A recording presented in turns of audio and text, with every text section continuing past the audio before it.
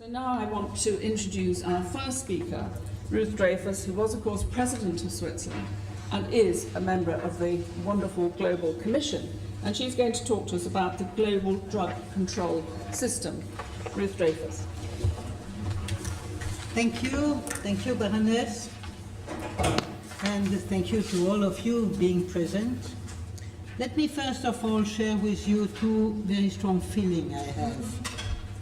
First, the gratitude to the organizer of this seminar, and especially to you, Baroness Mitchell, for offering the opportunity of an informed debate on how to reform drug policies, and the gratitude that you invited me to participate. But secondly, my feeling is a feeling of regret that I will not be able to participate the 3 days of the seminar. I was really looking forward to attend all presentations and discussions, but I will travel tomorrow to Ghana.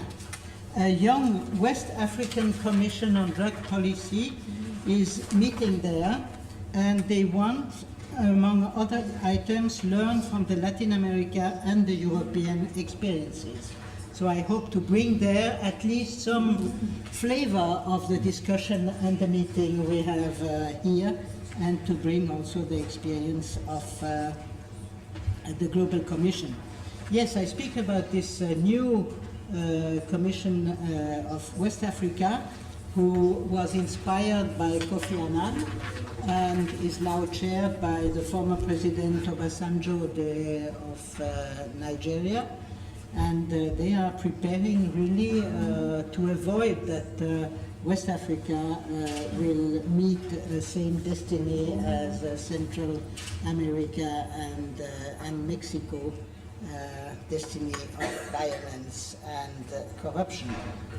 Well, this seminar is of a great importance. It fits perfectly, as you said before, into the time schedule of the multilateral debate taking place at the Commission on Narcotic Drugs in Vienna and at the General Assembly in New York, in view of the special session taking place in early 2016.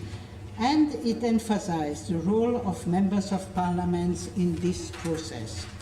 The homework has to be done in parallel to the international debate, or better said, the homework should precede the international discussion, because it is only through local and national experiences of new policies that the evidence of their positive effects can be brought.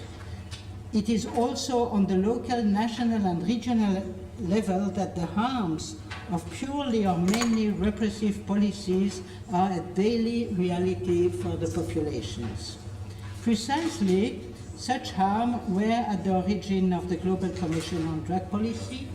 In Europe, the way in which HIV/AIDS exploded among drug-injecting consumers, the growing insecurity in many neighborhoods of big cities, the overdoses toll, and so on. In Latin America, the growing violence, the collateral damage of the war on drugs, the corruption and the state apparatus, the link between drug production and trafficking and guerrilla movements are just some of the negative effect of drug policy.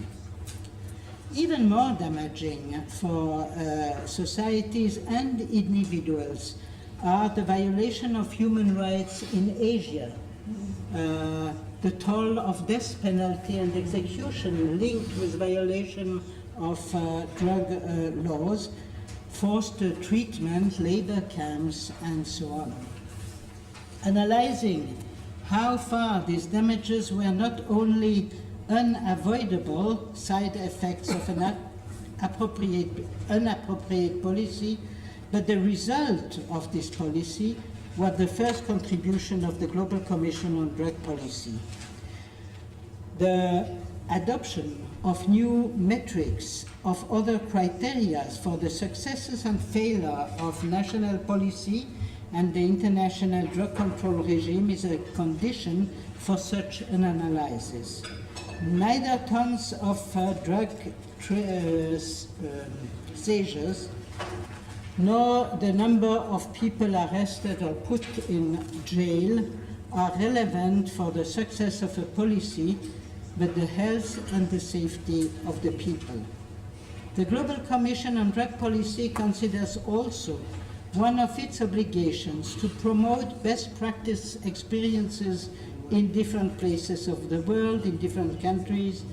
I mean especially harm reduction measures, such as safe injection material, safe consumption rules, diversification of therapies, including low-threshold services and substitution therapy, testing of substances, decriminalization of consumption and possession for personal use, and models of regulation of the production and sale, the kind of models that are now developed in Uruguay and in 2 states of the United States of America, Washington and Colorado. These shifts in the several national drug policies were the responsible answer of the real needs of the population, needs for health and safety. The political authorities taking such decision had all to examine how far they were compatible with the international drug control regime, in other words, with the obligations of parties of the international conventions adopted in 61, 71, and 88. The political authorities of these countries stressed the fundamental objectives of the conventions. They are, in my view, 3. Protecting, and they are also in the letter of the conventions, protecting public health and enhancing public safety, providing narcotic substances for medical and scientific use, mainly, for instance, the problem of the access to pain relief medication, and fighting against organized crime. These authorities participate fully in the international struggle against criminal organization through shared information, intelligence, fight against money laundering, and so on. And they use the principle that the implementation of the convention have to be in accordance with the national constitution and law system to make these reforms on national level.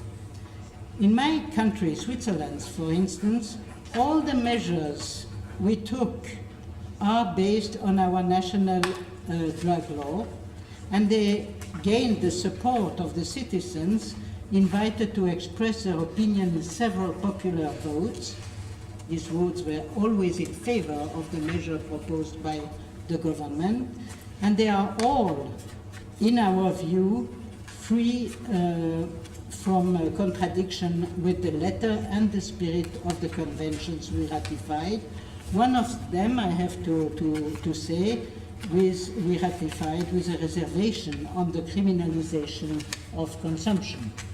And this is one of the examples. We did it while we ratified, others did it after having withdrawn and asking for a new ratification. Going further in the regulation of the production, sale, import, export, for non-medical and scientific use of the substances listed in the conventions would go, I think, beyond the letter of the convention.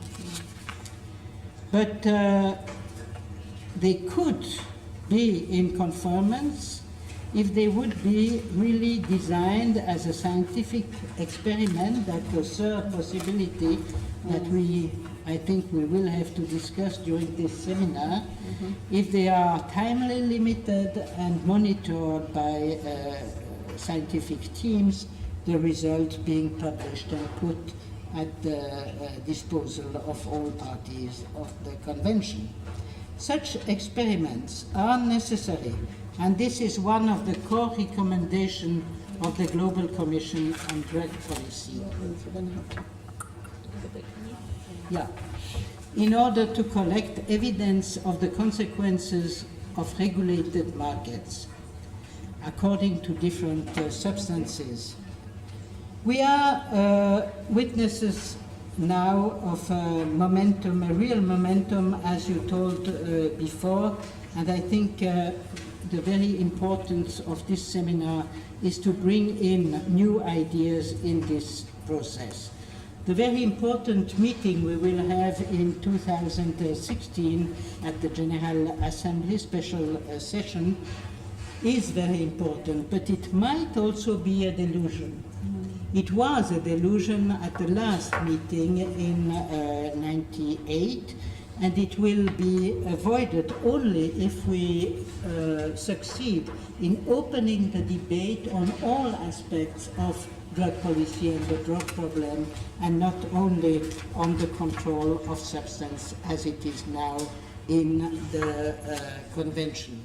So I agree absolutely, Baroness Mitchell, with your conclusion that the aim of this discussion will certainly not be a new global negotiation to change and to reform the convention, but to use all the flexibilities inside the conventions to allow responsible governments to deal and to answer to the problem of their population. Thank you. Thank you very much, Ruth. That was really excellent.